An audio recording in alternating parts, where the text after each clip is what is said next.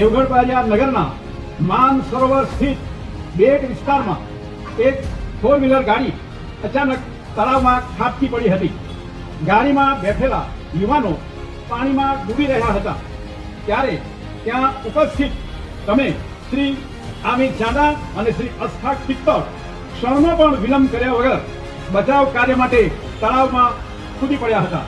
તમે પોતાના જીવની પરવા કર્યા વગર અદમ્ય સાહસ અને અપાર હિંમત દાખવીને ડૂબી રહેલા 2 યુવાનોને બચાવી લીધા હતા।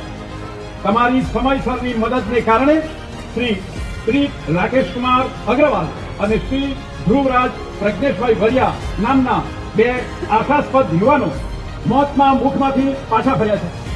એ બંને યુવાનોના પરિવારજનો અને સમગ્ર દેવગઢ બારિયા નગરના લોકો તમારા આ ઉમદા કાર્યને ખરા દિલથી બિરદાવે છે।